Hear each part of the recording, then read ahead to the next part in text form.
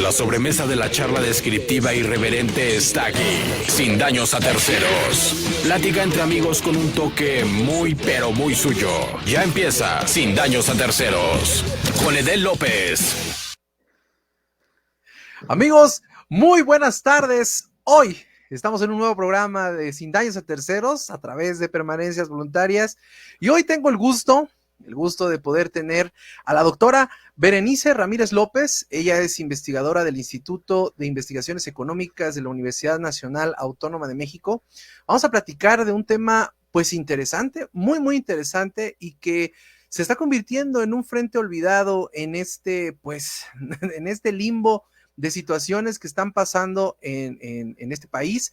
Y vamos a hablar de la cuestión de las pensiones en México, que es un problema que se ha convertido en un problema olvidado, y no tanto por nosotros, sino que no queramos hablar de él, sino que por ahí se están colando ciertas situaciones fuera de control que tenemos que ver nosotros como personas constantes de la sociedad, y también pues obviamente para saber qué es lo que está pasando en esta situación. Y hoy estoy muy contento de tener aquí en el programa a la doctora Berenice. Doctora, buenas tardes, ¿cómo está? Muy buenas tardes, Edel. Mucho gusto saludarlos y agradecida por la invitación. No, hombre, doctora, muchísimas gracias a usted, pues, por esta invitación. Creo, y se lo dije fuera del aire, es importante que saber de las personas que están en continuo contacto con esta información, saber qué es lo que está pasando, y obviamente ahondar más en todas estas cuestiones que nos interesan a todos y que nos perjudican también a todos o nos benefician en su momento, como ya lo vamos a platicar en ciertas cosas.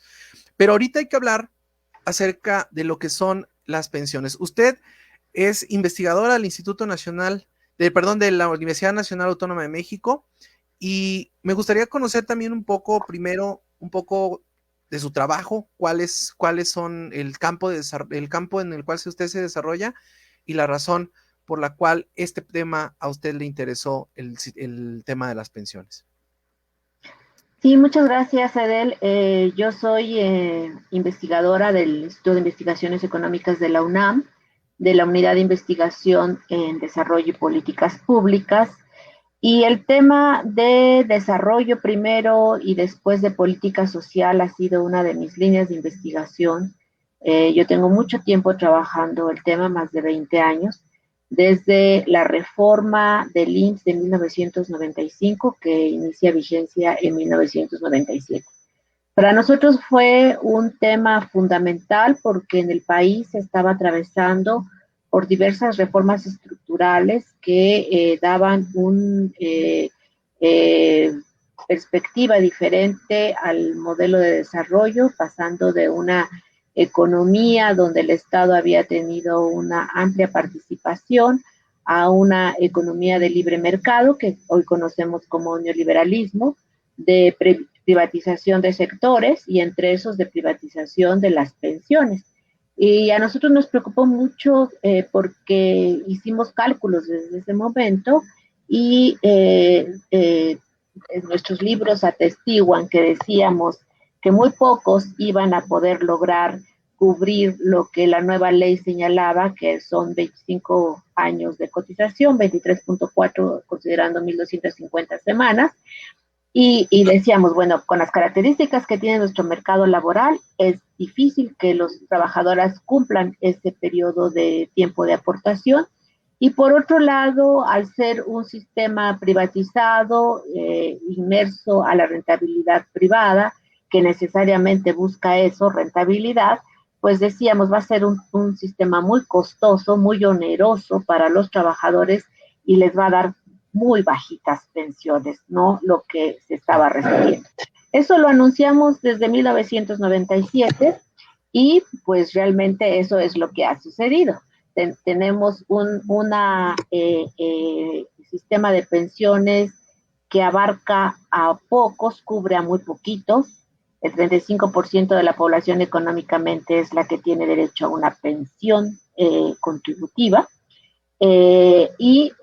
Además son bajas pensiones, y en este tránsito los trabajadores del sector privado afiliados al IMSS tuvieron la posibilidad o tienen todavía la posibilidad de lograr su pensión por la ley anterior, por la ley 73, que le da por certidumbre, porque el sistema se llama de beneficio definido, lo cual significa que se hace un promedio de los 5 salarios, de los salarios de los 5 últimos años, y que puede llegar a representar el 100% del salario base de cotización que el trabajador se puede llevar.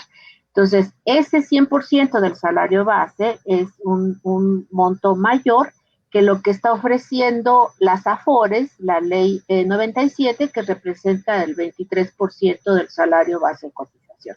Entonces, frente a esa realidad, muchos de los trabajadores pues van a optar por la ley anterior, los afiliados al sector privado, y los afiliados al sector público, pues muchos se acogieron al 10º transitorio, que también era la ley anterior, para tener mayor certidumbre. No se aceptó el cambio a capitalización individual.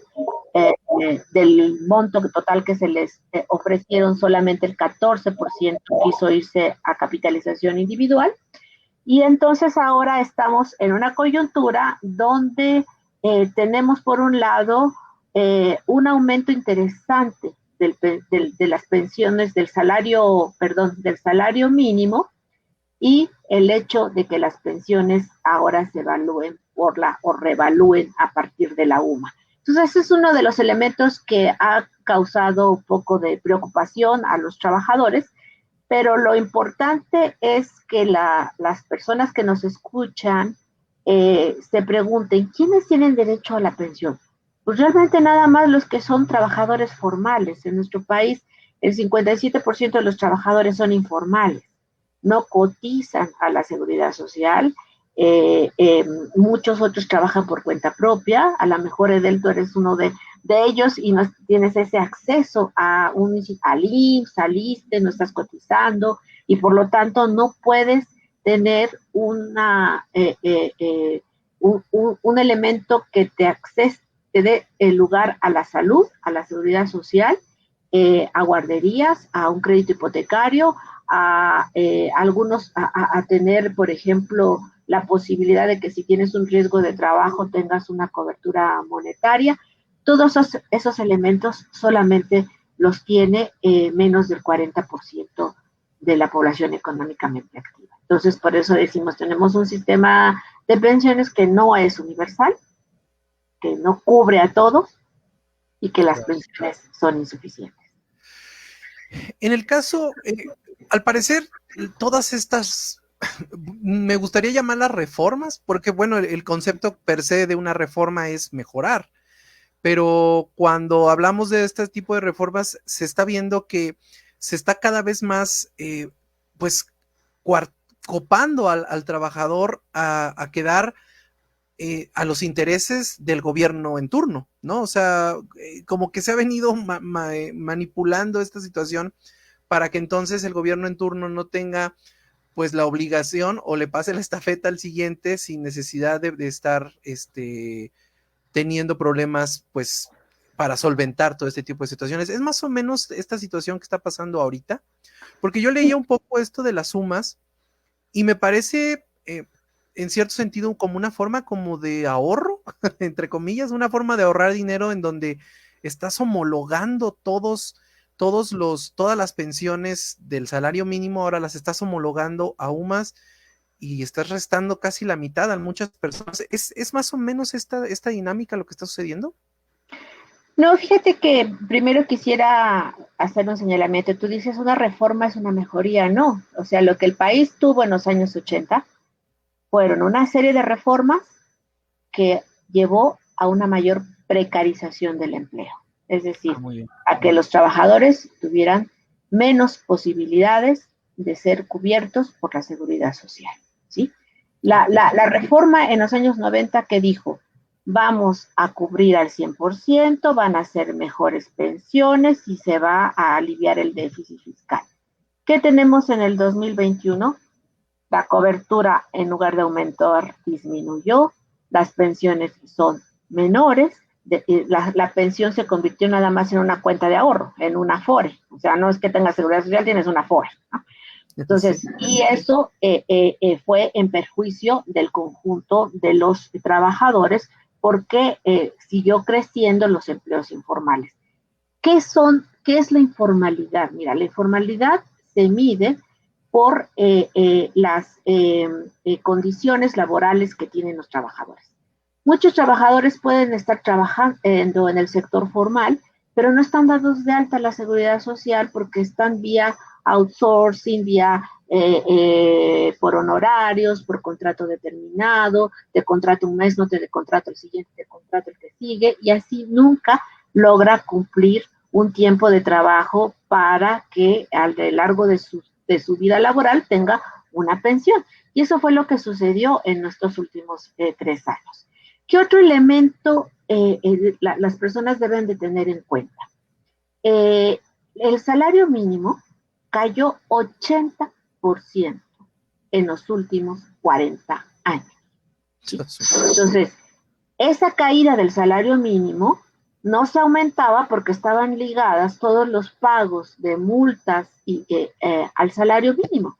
Entonces, claro, por eso, desde el gobierno anterior, en el 2016, se transforma la UMA, aparece la UMA para que sea el equivalente. Ahora, la UMA está recogiendo la dinámica que traía la actualización de pensiones porque engloba el aumento de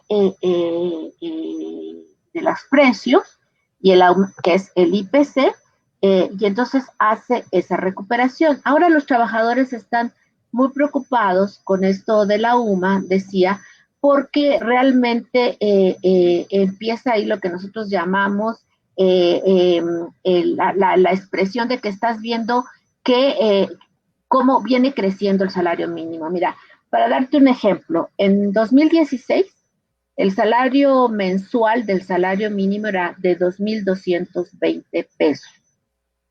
En 2021 el salario mínimo es de 4,307. Y si decimos, pero ¿quién gana salario mínimo? Pues gana el 20% de la población ocupada. Claro. Entonces, realmente qué bueno que en lugar de 2,000, ahora ganen 4,000, ¿sí? Pero no se puede mantener el mismo ritmo de revaluación de las pensiones porque estas dependen del costo del Estado, del costo fiscal, ¿sí? Claro. Si nosotros hiciéramos esa revaluación tal cual, ahorita la UMA, con la que se revalúa las pensiones, representa 2,724 frente al salario mínimo, que es 4,307, y ahí los trabajadores es donde dicen, perdí. No estás perdiendo. No estás ganando el ritmo del salario mínimo, pero también se está revaluando y tiene el mismo monto de revaluación que traía en los últimos años, ¿sí? Uh-huh. Entonces, cuando yo hago una evaluación, a ver, ¿cómo está la división o la distribución salarial en el país? El 75% de los mexicanos no ganan más de 5 salarios, ¿sí? Entonces, realmente, ¿quiénes se verían afectados? Y yo creo que realmente son pocos los que en términos de salario, de salarios mínimos, de 10 salarios mínimos, como salario de cotización tengan un salario de 43,000 pesos, siendo que las sumas representan 27,000 pesos, ¿sí? Uh-huh. Entonces, si los trabajadores están ganando como salario base de cotización hasta 27,000 pesos, esa revaluación se mantiene. Pero el Estado no puede doblar rápidamente las pensiones, cuadruplicarlas, o más de casi duplicarlas, porque entonces sería un costo fiscal para el Estado. Y ha habido una serie de discusiones, algunas que van en esa dirección, y creo que lo más interesante es cuando le dices al trabajador, ¿cuál es tu salario base de cotización? Y es el primer renglón que aparece en tu nómina.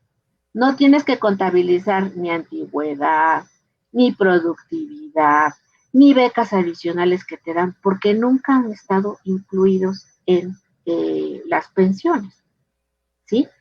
Y por eso nosotros llamábamos desde hace 20 años, el país necesita un modelo de pensiones acorde a la dinámica laboral y a la dinámica social. No podemos dejarle las pensiones al mercado, no podemos dejarle las pensiones a la rentabilidad. Y ahorita lo que se está haciendo es tratar de modificar estas cosas. ¿Sí? Claro. Porque en algún momento se va a convertir esto, como dice usted, en una carga fiscal. Y entonces, ya es una carga fiscal. Ya es una carga fiscal y se va a convertir en una carga fiscal mayor, ¿no? O sea, si seguimos con esta dinámica, porque obviamente existen mayores trabajadores y obviamente esta situación va a crecer y crecer y crecer y se va a convertir en algo completamente impagable, ¿no? Por decirlo así. O sea, el problema que mantiene el ritmo de crecimiento que tenía, sí. Y sobre todo porque las personas tienen una idea, o todos los trabajadores, porque el principio fundamental de la cultura del mexicano, vamos a llamarlo así, es que siempre te dicen, ¿no? Desde que eres estudiante, estudia y trabaja en un lugar que te dé un buen sueldo para que cuando te jubiles tengas algo que llevarte a la bolsa, ¿no? Esa es la mentalidad, ¿no? El mundo ha cambiado, obviamente, el mundo se ha globalizado en muchas cosas y ahora los chavos tienen más cuestiones de ideas, pues de crear negocios, de emprender, pero el emprendimiento se convierte también en un doble filo porque están completamente indefensos en muchísimas situaciones, ¿no? En la cuestión del outsourcing, de los freelance, todo este tipo de situaciones que son personas que están trabajando, pero que nada más trabajan para ellos, para pagar impuestos y se acabó. O sea, no existe una situación a futuro que obviamente les dé a estos chavos una certidumbre hacia adelante. Entonces, esta tendencia de crear nuevos empleos fuera del sistema, por decirlo de una forma, ha dado la oportunidad de que los gobiernos se puedan reorganizar con los que ya tienen adentro para poder efectuar estas cosas, según es lo que entiendo. Pero de aquí en adelante existe un factor en donde hay muchas personas que se sienten amenazadas y es precisamente eso la razón de este programa. O sea, es válido que tengamos miedo las personas que tenemos un trabajo, es válido que tengamos miedo hacia adelante entre estas reformas, o definitivamente es a lo mejor una situación de mala información que corre, o definitivamente es algo que pensamos que todo lo que viene del gobierno es malo. ¿Usted qué piensa de esto, doctora? ¿Cuál es la visión que tiene usted de esto? Mira, yo creo que los gobiernos anteriores que hemos tenido ayudaron a un proceso de deslegitimación de lo que hace el sector público. Porque si nosotros observamos la dinámica mundial, en 1997, y por eso me voy atrás, ¿no? Porque claro, en el 95 se hizo la reforma, solamente se consideró que a partir de ahorro, o sea, se pasó, fíjate, de una concepción donde la seguridad social y las pensiones eran responsabilidad del Estado, se pasó a un sistema donde la responsabilidad es del individuo, nada más. Del individuo depende tener una buena educación, tener un buen trabajo, mantenerse en ese trabajo, tener un buen salario para poder aportar en su afuera.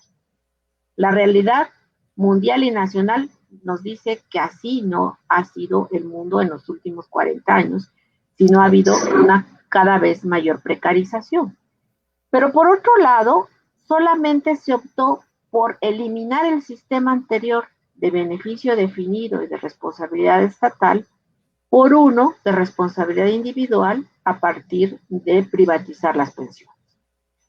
Cuando en el mundo había una dinámica de pensiones, se mantuvo la parte estatal, se puso una parte complementaria, se incluyó, tenemos en la región de América Latina, en Uruguay, en Argentina, donde se admite la cotización de los trabajadores autónomos o independientes. de los que tú me estabas hablando ahorita de estos chavos. O sea, en el momento en que ellos pagan el impuesto que le corresponde, una parte se va a su seguridad social y de ahí tienen servicios de salud y tienen pensión, ¿no? En México no se quiso hacer eso. Se dijo, los demás, pues, que voluntariamente se inscriban, ¿sí? Y que voluntariamente abran una cuenta y que ellos de su responsabilidad. Entonces, ahí tenemos un gran problema. ¿Qué pasa en el mundo en 2018? Mira, 30 países a nivel mundial hicieron reformas de capitalización individual, es decir, de sistemas afueras, en todo el mundo. 18 países ya regresaron al sistema público porque no les funcionó. ¿Sí? Claro. Dio muy poquitas pensiones. Por otro lado, si vemos las dinámicas en América Latina, pues vemos un Chile muy convulsionado, porque ellos tienen desde el año 81 un sistema de capitalización individual que da bajas pensiones y que tuvo a la gente en la calle manifestándose desde 2019. El año pasado en nuestro país tuvimos varias reformas, bueno, desde que inicia este actual gobierno. Una reforma importante ha sido la pensión de bienestar, porque eran pensiones que no tenían una regulación constitucional. Es una pensión de bienestar que se acompaña de reformas del artículo 4, donde ya establece un derecho para los mayores de 68 años de recibir esa pensión. Una pensión baja todavía, porque representa el 35% del salario mínimo, está por abajo de la canasta alimentaria urbana, pero es un recurso que le corresponde, que sí es de carácter universal. El año pasado, a finales, en diciembre, se hizo otra reforma de la ley SAR. Para mi gusto, yo hubiera hecho una reforma radical y hubiera regresado la rectoría del Estado. Pero el sector financiero no le gusta ese tipo de cosas, entonces se matizó un poquito con que aporten más, pero también va a significar costo del Estado. Claro. Ayer se anuncia que se va a aumentar el monto del salario de la pensión de bienestar, ¿sí? Se va a aumentar y va a regresar a partir de los 65 años. Esto es un resultado de que se está observando. Fíjate que ahorita ni siquiera el 20% de las mujeres son las que tienen derecho, mayores de 68 años, claro, son las que tienen una pensión derivada de contribuciones. Y menos del 40% de los hombres mayores de 68 años. Entonces, el que tengan todos aquellos que no pudieron continuar una vida laboral continua, que no pudieron aportar por ser trabajadores por cuenta propia o trabajadores en vía pública o trabajadores de cualquier otro índole y que no tuvieron esa aportación, van a tener la posibilidad de contar al menos con un mínimo ingreso, ¿no? Y aquí el resto de los asalariados tenemos que considerar que hasta cierto punto tenemos cierta certidumbre al tener un contrato, al tener una aportación, al formar parte de una ley de seguridad social, pero que somos un tercio de la población mexicana y que necesitamos ver por cómo también los demás pueden ser incluidos y cómo se puede mejorar también lo que tenemos ahora, ¿no? Aquí el siguiente paso para los trabajadores afiliados es ir incrementando los salarios, no al ritmo del salario mínimo, porque entonces pierdes el efecto del salario mínimo. Claro. Y también ir comprometiéndote más en las actividades que vienes realizando. Pero creo que es importante saber la situación del trabajador, pero en ese contexto global de cómo están los otros trabajadores y cómo está la dinámica salarial en general. Sí, porque inyectarle recursos a las personas, ahora sí. Como usted lo ha dicho, se ha visto que es un sistema eficiente, ¿no? En un momento dado estar inyectando recursos no se ha convertido en algo. Muchas personas, por ejemplo, incluido yo en alguna ocasión, nos hemos criticado los programas sociales de este nuevo gobierno.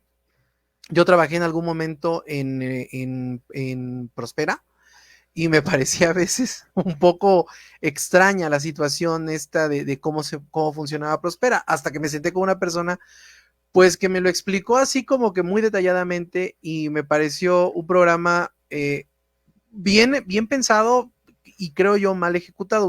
Estoy seguro que usted tiene una mejor opinión de Prospera, pero aquí la cuestión es esta situación de los programas sociales, estar inyectando este tipo de recursos, ¿no en algún momento dado crea una errónea idea de que esta es la solución a largo plazo?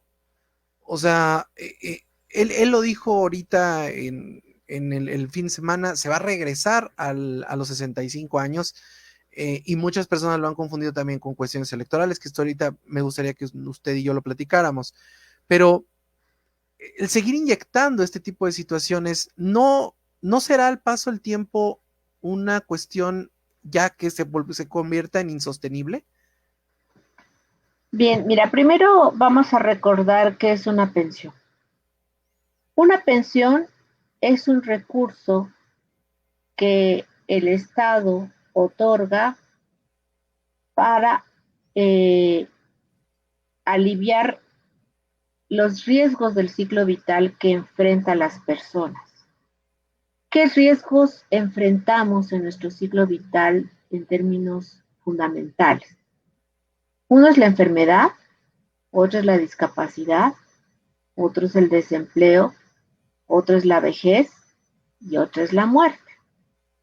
Entonces, lo interesante es recordar que la pensión es para enfrentar ese riesgo. Y ese riesgo es la vejez, porque no puedes seguir trabajando, ¿sí? Entonces, ese es en el ámbito de las pensiones. Como venía funcionando Prospera, hay un cambio fundamental como funciona actualmente. ¿Cómo funcionaba en tiempo atrás? Era una transferencia monetaria, sigue siendo transferencia monetaria actualmente, que se otorgaba frente a algún programa social. ¿Sabes cuántos programas sociales tenía el país hasta diciembre de 2018? 6,500 programas sociales a nivel federal, estatal y municipal. Qué locura, ¿no? Actualmente nada más hay 12 programas, ¿sí? Orientados, tratando de hacerlos transversales, tratando de atender sectores que estaban olvidados.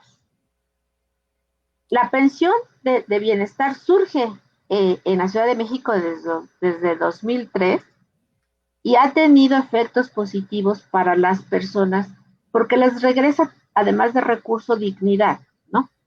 Tengo un recurso monetario. Si solamente se queda en asistencia, pues no va a resolver muchos de los elementos. Aquí lo que uno va observando, y aquí tiene uno que seguir haciendo evaluación constantemente, a ver, ¿qué tanto ha significado los apoyos para los jóvenes? ¿Realmente se están formando? ¿Realmente hay un incremento de trabajo?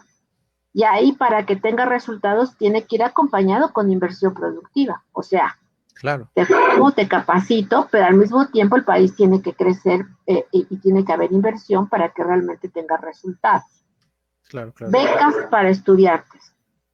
Ahí están las universidades, está bien, en lugar de que no tengan a dónde acudir, pueden seguir estudiando, donde tendrían que canalizarse a nuevas actividades productivas también. O sea, no puedes dejar lo que ha pasado en el país, que tenemos doctores que no les queda más remedio que ser taxistas.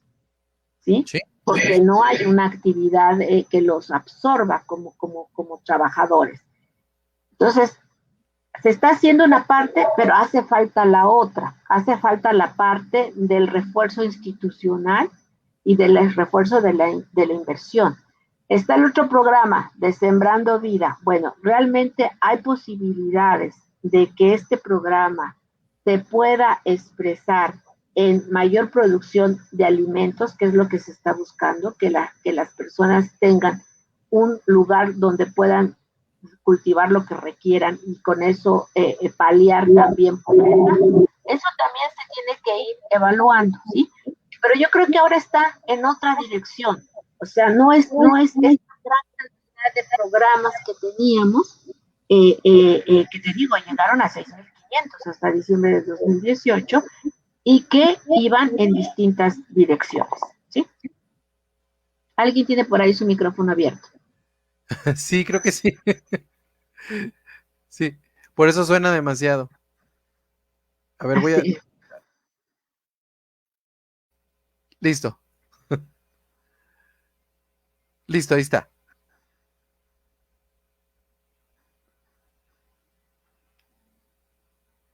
Ahora tú hacías una pregunta sobre costo fiscal y eso también tiene que ver con la manera como se hizo la reforma. El costo fiscal ahorita representa de las personas en transición que se quedaron en las leyes anteriores el 3.8% del PIB. Pero fue por la manera como se hizo la reforma. O sea, la reforma lo que hace es cerrar las poblaciones, cerró la población que venía con la ley 83 y con la ley 73 del ISSSTE y abre una nueva que es a partir del sistema afuera. Y le deja al Estado que siga pagando las pensiones de los que ya estaban pensionados y las pensiones de los que se van a acoger a esas leyes. ¿Sí? Y inicia un nuevo proceso con los que empiezan a afiliarse desde el 1 de julio del 97 o desde el 1 de abril del 2007. Y ahí inicia un nuevo modelo. Ahora, ¿qué es lo que nos damos cuenta? Que muy poquitos, fíjate, de los que tienen una cuenta Afore afiliados al IMSS, ni el 21% va a lograr 1.250 semanas. Por eso se hizo la reforma el año pasado, para que a partir de este año, teniendo 750 semanas, las personas se puedan pensionar. ¿Qué tiene de negativo? Que la ley señalaba que la pensión mínima garantizada era un salario mínimo. Les debería de tocar 4,000 y tanto de pesos. Pero no, les va a tocar menos, porque en ese acuerdo donde hicieron el sector privado, los empresarios, Afores y la Secretaría de Hacienda, hicieron un prorrateo de cuántas semanas tendrían que estar cotizando y van a ser menos. Frente a esa situación, de todas maneras va a ser importante porque la gente ya va a tener una pensión vitalicia. Vitalicia significa que la van a tener hasta que se muera.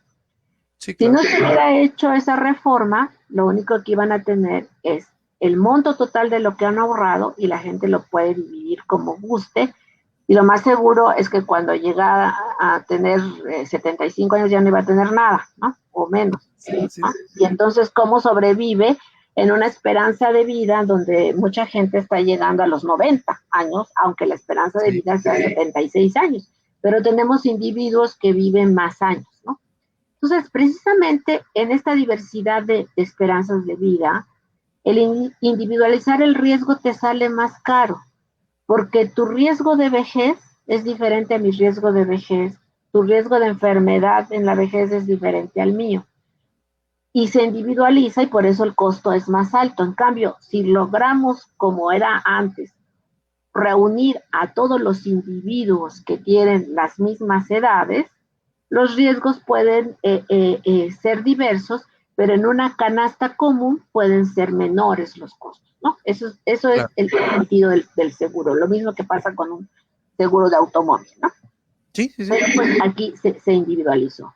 Y eso es lo que está sucediendo. Si se mantiene, por ejemplo, la revaluación de las pensiones al ritmo del salario mínimo, pues este costo fiscal de los que están en las leyes anteriores puede llegar a más del 4% del PIB.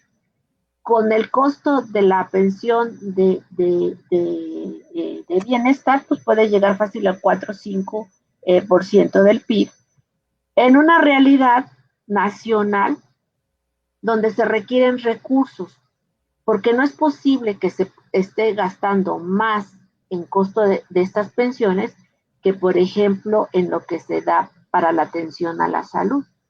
Y creo Claro. que es importante en este momento tener una salud robusta para toda la población y que requiere mayor inversión. Pero este tiene que ser un proceso, o sea, la verdad el país ha estado muy desarticulado en el ámbito social y requiere cambios profundos y algunos que a uno les gustaría que fueran, pues no pueden ser tan rápidos, ¿no? Sí, claro. Obviamente existen ciertas, en todo gobierno yo creo que existen muchísimas personas que nos oponemos a los cambios o definitivamente pensamos que lo que se viene haciendo está bien, ¿no? Usted ha dado muy buenos ejemplos de que había cosas atrás que estaban bien, que se están retomando, que se están reactivando o que se están reacomodando para poder hacer las cosas mejor. Yo estoy impresionado de esta cifra de casi 6,000 y tantos programas sociales, porque efectivamente, como bien lo comentaban o lo ha comentado en varias ocasiones el presidente, había muchísimas fugas de dinero. Sin embargo, pues también como bien usted también lo ha comentado, el acomodar todo en 12 no ha tenido como que esa retroalimentación por parte del gobierno, de decirle, ok, sí, te voy a dar, pero tienes que producir también tú como persona, ¿no? Entonces, todas esas situaciones que son las que el gobierno, los gobiernos, ya sea priistas, panistas, bueno, priistas y panistas es lo único que hemos tenido, y ¿cómo se llama? Ya ahorita Morena, como que no han entendido esa dinámica de que te tengo que dar, pero tengo que recibir, porque en algún momento yo leí que existen países, por ejemplo, en Europa, que personas que son beneficiarios de algún programa social están como que coartados en ciertas situaciones de poder votar, de poder hacer muchas cosas. Vaya, son dinámicas en diferentes países. A mí lo que me llama mucho la atención es estos cambios profundos. En un país como México, en donde por año yo oía al presidente que decía en enero que íbamos a crecer a un 5% cuando estamos en un menos 12%, crecer a un 5% nos vamos a quedar de utopía, ¿no? O sea, matemáticas básicas, ¿no? Pero lo preocupante aquí y lo que yo creo que la gente a lo mejor no visualiza es que todas estas cuestiones de dar mucho y exigir poco, por hablarlo de forma muy coloquial, va a llegar un momento en que no vamos a tener esa capacidad para poder hacer muchas cosas. Usted lo ha dicho muy bien, estas cosas están visualizadas a un futuro y estos cambios son para mejorar, pero nosotros, ¿cómo podemos esperar que esto funcione en la economía de abajo? O sea, en la economía de una casa en donde se vive, como dice Ricardo Anaya, con 2,000 pesos y que se lo gastan en caguamas, por ejemplo, ¿no? ¿Cómo podemos cómo podemos entender nosotros que estas dinámicas macroeconómicas a nosotros nos afectan de una forma considerable? Mira, yo creo que hay varias cuestiones que debemos de mirar y que parece que la gente no está reflexionando sobre esto. Estamos en una situación de pandemia. Pandemia que lleva más de un año. Es una situación de crisis general en el mundo, donde la economía se paró forzosamente. No se paró porque se cayeran las inversiones o porque la gente dejara de consumir, se paró porque no había posibilidades de que la gente se moviera si es que no queríamos un cambio drástico de mayor número de muertes en todo el mundo, ¿no? Y entonces no hay esa reflexión de que estamos todavía en esa situación y deberíamos de estar pensando en salidas donde hubiera cambios también civilizatorios. Claro. Estas pandemias son producto del abuso que hemos tenido con la naturaleza como seres humanos y donde no hemos incluido a todos los seres vivos, ¿no? Y por incesante acumulación y incesante consumo que nos han metido, o sea, casi, si quieres ser alguien, consume, si quieres ser alguien, trae el carro último modelo, si quieres ser alguien, mira hacia el norte. Realmente no, mira a tu alrededor, mira qué bonito es Veracruz, mira qué un montón de cosas que se pueden hacer en esa cotidianidad, respirar aire libre, cuidar los ríos, o sea, mirar de otra manera el mundo, ¿no? Quería señalar esto porque no es posible que se diga vamos a crecer y no se tome en cuenta la situación de pandemia que tenemos. Pero yo creo que a ti que te gusta hacer este tipo de programas, sería bueno que invitaras a las personas a ver cómo han sentido estos apoyos. ¿Les ha servido? ¿Les ha llegado a todos? ¿Les ha servido al menos para consumir en este año donde no ha habido muchas posibilidades? Porque el empleo cayó de manera brutal en mayo, junio del 2020. No es que hubiera aumentado el desempleo, ojo, es que la caída de la actividad económica llevó a inactividad laboral, ¿sí? 11 millones de personas dejaron de laborar, así, de fácil. Pero en septiembre ya habían regresado 7, ¿sí? ¿Sí? Entonces, bueno, ¿cómo fue esta dinámica? Y por eso es que luego hay esas contradicciones de que la gente no se cuida. No, pues la gente no tiene capacidad de ahorro, no tiene salarios ahí guardados abajo del colchón, y por eso han tenido que salir, ¿no? Entonces, yo creo que sería interesante que los invitaras a ver cuál es su experiencia, les ayudó en algo a la pensión de bienestar a la familia. Mira, a mí me preocupa algo que tú dijiste hace rato y que me parece que sobre esa ruta se debería de caminar. Cuando nosotros vemos que menos del 30% de los adultos mayores de 65 años tienen una pensión derivada de su trabajo, o sea, derivada de retiro, y que por eso tienen que llegarle estas transferencias como pensión de bienestar, cuando me voy a los jóvenes de 19 a 29 años, el 70% está en el sector informal. Empiezan a cotizar después de los 30 años. Si para tener una pensión tienes que trabajar 40, cuando tengan 70 años, apenas iban a estar cumpliendo los requisitos. Pero si tuvieron una vida de mucha movilidad laboral, nunca les va a llegar. Van a tener que seguir trabajando hasta los 80. Entonces, pensemos en esos jóvenes, ¿sí?, que muchas familias con estas transferencias vivieron estos meses.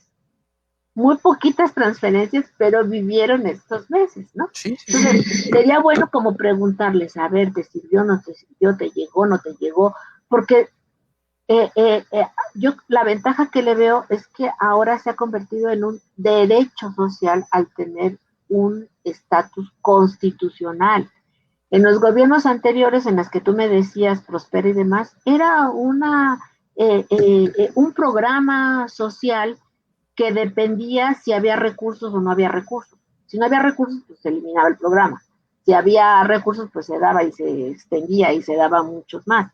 Ahora, al tener una garantía constitucional, el presupuesto nacional tiene que tener esos recursos para seguir dando estos requisitos. O sea, se está obligando al gobierno a decir, esto tienes que considerarlo. O sea, tú puedes tener 20 gastos, pero los 20 millones, por decir una cifra, los tienes que tener a fuerza ahí para que estas personas se alimenten de esto. Eso es, creo que yo también lo veo positivo, porque por ejemplo, ahorita que acompañé a mi mamá a lo de la vacunación, yo sí veía, por ejemplo, muchos viejitos que llegaban pues en taxi, con su bolsita de plástico en la mano, sus papeles, todo.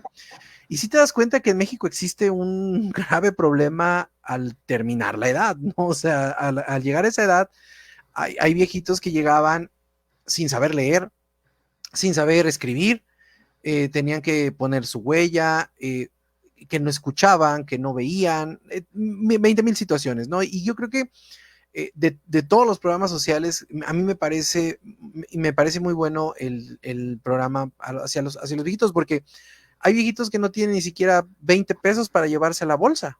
O sea, eso es cierto. O sea, al final de su vida no lo han tenido. Entonces, como dice usted y lo apunta usted muy bien, estamos criados y creados en esta dinámica de hay que consumir, hay que consumir, hay que consumir, hay que acaparar, hay que acaparar, hay que acaparar, y no nos damos cuenta que al final del tiempo, si seguimos acaparando, pues nos vamos a quedar con nada, al fin y al cabo, ¿no? Va a ser esta dinámica. Entonces, sí me parece correcto y me parece una muy buena idea lo que usted me dice de lo de los programas sociales, me parece también una muy buena idea, porque así tenemos las dos partes, ¿no? O sea, tenemos la parte que nos preocupa, que vemos que se da dinero y se da dinero y se da dinero, y, por otra parte también tenemos la situación de que a quiénes ha beneficiado, ¿no?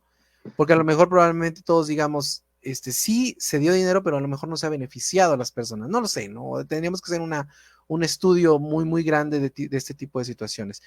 Y por ejemplo, en esta cuestión de las UMAS y de las pensiones, lo que le preocupa a los sindicatos y que muchos están creando, pues estas cuestiones de amparo y estas situaciones es precisamente lo que usted apuntaba, esta situación de que percibían antes bajo un régimen y ahora no van a percibir bajo este nuevo régimen, vamos a llamarlo así. Esto es lo que le preocupa a los sindicatos, es por esta razón que se está haciendo como que tanto ruido en que hay sindicatos que según lo que he leído, que hablan de que es algo hasta en contra de los derechos humanos. Es lo que preocupa en realidad. Digo, porque el sindicalismo en México también creo que sería un tema aparte que podríamos hablar 2 horas también de él y que no acabaríamos, ¿no? Pero, ¿qué es lo que le preocupa a los sindicatos acerca de estas cuestiones de las UMAS y las pensiones? Mira, lo que les preocupa a los sindicatos tiene que ver con efecto demostración y un poco en la dirección de pensar de que si él se está mereciendo un salario mínimo de 4,000 pesos, ¿por qué yo no me puedo merecer una pensión de 47,000 pesos? Claro, claro. Entonces, ese es nuestro principal problema como mexicanos, o sea, y como personas en general. No conocemos las condiciones en las cuales ha vivido la población mexicana. Y si nosotros hacemos una evaluación de los últimos 30 años, el 44% de la población vive en situación de pobreza. Y ese 44 subió a 46, luego subió a 48, luego volvió a disminuir a 46. Y decimos, no puede ser que en 10 años, viendo las evaluaciones de Conoval de 2008 a 2018, Claro. solamente hubo un alivio del 2%. ¿De qué nos está hablando de esta situación para nuestra sociedad? Es que tenemos una concentradísima distribución de la riqueza y esa elevada concentración de la riqueza como asalariados también nos afecta mucho porque nuestros salarios son bajos, ¿sí? Entonces, ¿qué es lo que piensan los sindicatos? Si yo estoy ganando 10,000 pesos y me quedé en el 10º transitorio, pues yo me debería de llevar como pensión 10,000 pesos. Y pues sí, se van a llevar ese 10,000 pesos, pero cuando lo ven frente al salario mínimo, pues estarían llevándose como 17,000 pesos, ¿no? Entonces, ¿por qué dejé de ganar esos 6,000 pesos? No, no los dejaste de ganar, sino que incluso tu salario se sigue refiriendo a esos 10,000 pesos. Estás aportando sobre esos 10,000 pesos. Si queremos una pensión de 27,000 pesos, aportemos sobre 27,000 pesos, ¿sí? Perfecto. Y eso es muy difícil entenderlo, ¿sí? Porque te digo, si dices, a ver, es que ya 10 salarios mínimos son 47,000 pesos y a mí nada más me van a dar 27,000 pesos. Ajá. Está en UMA. Ahora, ahí cuando decimos, ¿quiénes realmente van a ser afectados? O sea, porque todos siguen una revaluación en el ritmo que se venía dando en los últimos años, a partir de IPC. Sí. ¿Quiénes sí salen ganando? Mira, yo hice un ejercicio con los salarios de los profesores de la UNAM, Uh-huh. y es una publicación que va a salir próximamente en Consultorio Fiscal. Y entonces empecé a mirar las categorías desde profesores medios superiores, cuyo salario contractual está en 13,000 pesos. Uh-huh. Los profesores asociados sé que ganan hasta 17,700 pesos. El titular B que gana hasta 24,000 pesos, pues realmente su pensión se va a mantener en esos márgenes, ¿sí?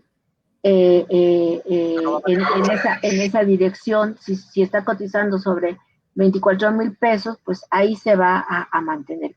¿A quiénes sí les va a afectar? A los demás altos salarios, por ejemplo, a los titulares C, que tienen un salario de 28,692 pesos, y entonces rebasan lo que significaría las 10 sumas, y ahí sí no va a haber revaluación. Frente a esto, que es complicado, porque se mira así cómo está creciendo el salario mínimo, cómo está creciendo mi salario contractual. Por eso decía, los sindicatos se tienen que enfocar en el aumento salarial anual, pero que no puede ser igual que el del salario mínimo, porque entonces no permites que esos de bajos salarios incrementen un poco. Tiene que ser menos la proporción, ¿sí? Y por otro lado, yo creo que precisamente por eso, porque mucho le dijimos al gobierno, suponte que se pensionen a los 65, se van a ir con ese recurso y hasta los 68 van a tener el complemento de la pensión de bienestar, se van a quedar 3 años sin esa posibilidad. Sí, claro. Y yo creo que en esa dirección es que lo baja también a 65 para que esa reevaluación que se está haciendo por UMA de alguna manera compense cuando ya va a ser lo que obtengan por UMA más la pensión de bienestar, ¿no? Que se pretende que siga aumentando al 2024 a 3,000 pesos mensuales, ¿no? ¿Usted considera como investigadora de economía, ¿usted considera que el neoliberalismo fue un sistema fallido? ¿Usted lo considera así? Sí, mira, yo lo considero así porque las repercusiones sociales van en la siguiente dirección. ¿Qué es en sí el neoliberalismo? Bueno, es un régimen económico y político donde determina toda actividad el mercado, ¿sí? Entonces, al determinar todo se va mercantilizando. Se va mercantilizando tu tiempo, se va mercantilizando el viento, se va mercantilizando el agua que tomamos, ¿no? Claro. Y para que todo el mundo tenga mejores condiciones de bienestar, se requiere que haya bienes públicos, bienes colectivos. Y la única manera de tener bienes públicos y bienes colectivos es teniendo un Estado que lo proteja, lo auspicie. Ahora, el Estado, donde no solamente estoy hablando del gobierno, sino estoy hablando de que la sociedad, nosotros todos participemos por mantener esos espacios colectivos y comunes. Porque, ¿qué es lo que hace el Estado neoliberal? El Estado neoliberal asigna de acuerdo a una dinámica de precios y al mismo tiempo otorga asistencia social solamente a aquellos que no pueden ir al mercado a comprar salud, a comprar educación, a comprar pensiones. Se atiende a los marginales. Cuando debiera de ser... Y atiendo esto después, ¿no? ¿Perdón? Sí, o sea, me quedo, o sea, atiendo a estas personas y atiendo a los que no tienen, pero hasta lo último, vamos a llamarlo así, ¿no? No, al contrario, atiendo, o sea, el Estado neoliberal dice, solamente atiendo en términos de solamente atiendo. asistencia a los que no pueden acudir al mercado Ok, a comprar bienestar. bien. Y entonces, ¿usted sí lo considera un sistema fallido aquí en México? O sea, digo, porque es muy sonado esto de que el neoliberalismo nos llevó al momento en el que estamos.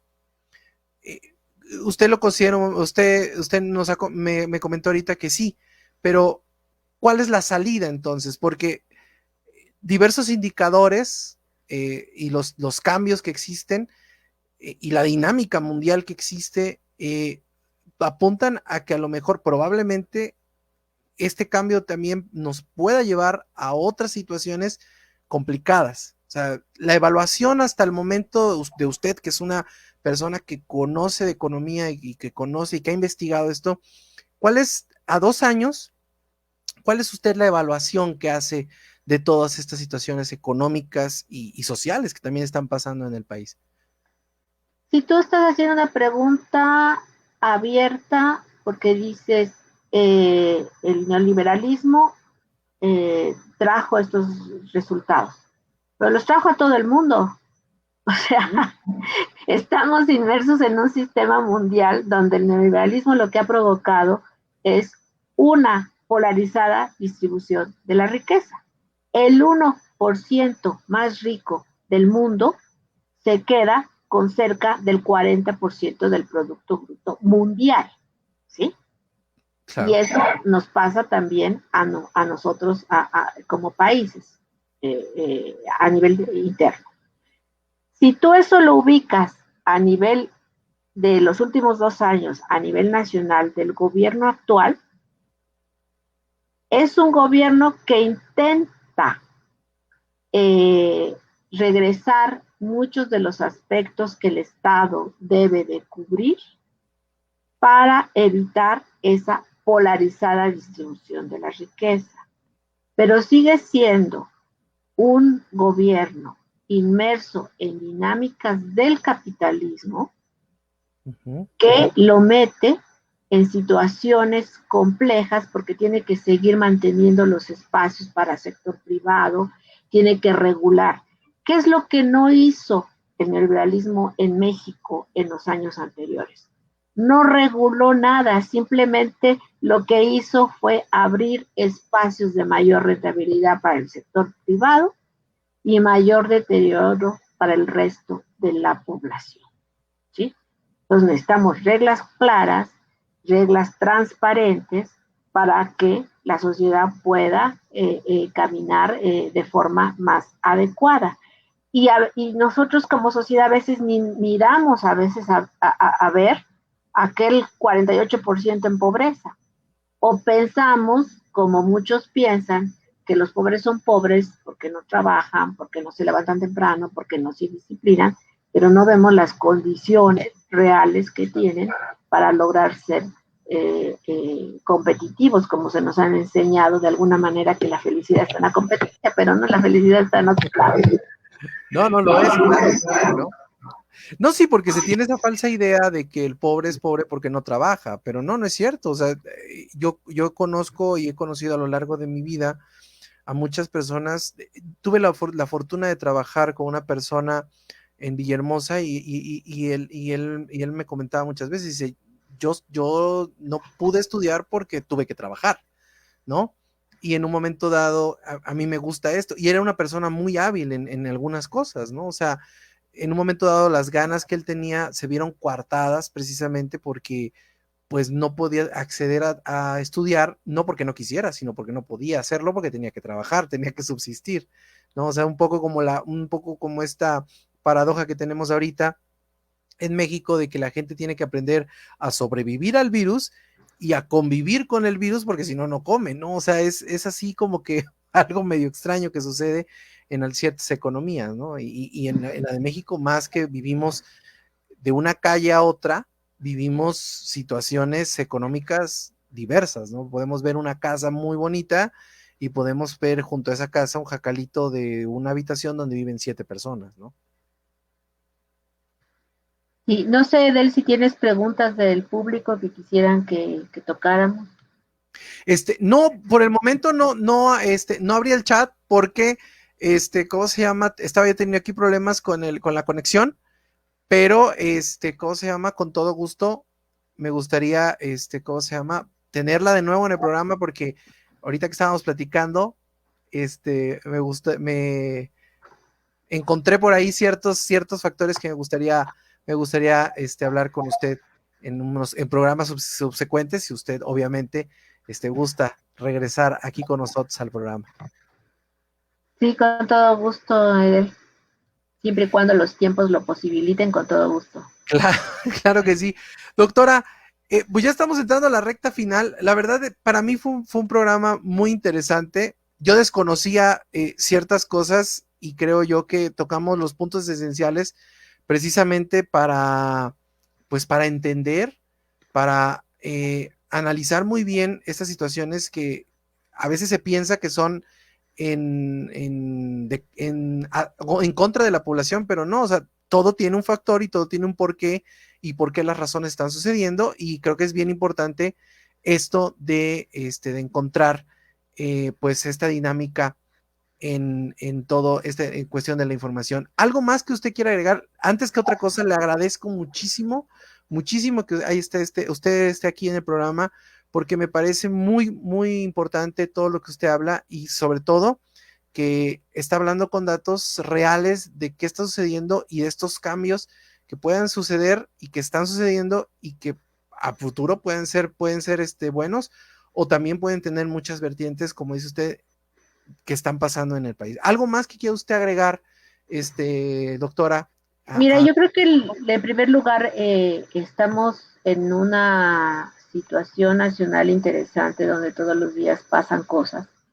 Y Sí. para poder tener una reflexión lo más acertada posible a la situación, necesitamos recuperar nuestra historia, necesitamos conocer datos, necesitamos darnos cuenta de la sociedad, cómo ha venido funcionando.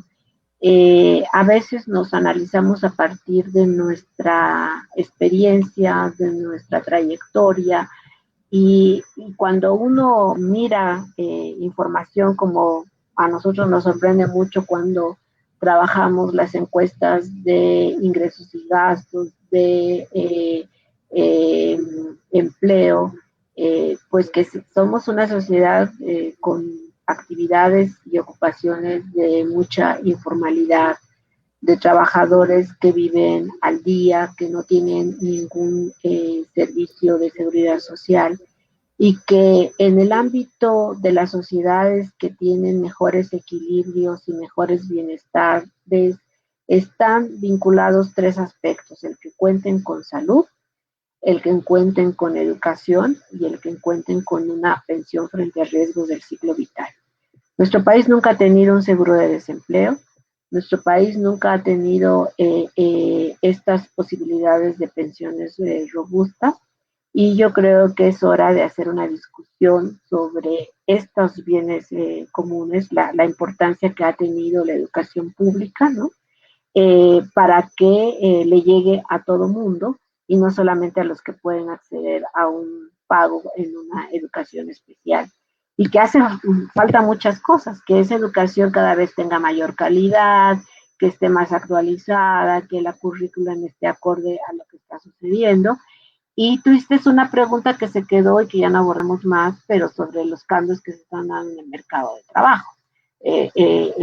Son un mercado de trabajo completamente diferente a lo que hemos conocido, y que necesitamos tener apoyos en términos de seguridad frente a esas nuevas realidades.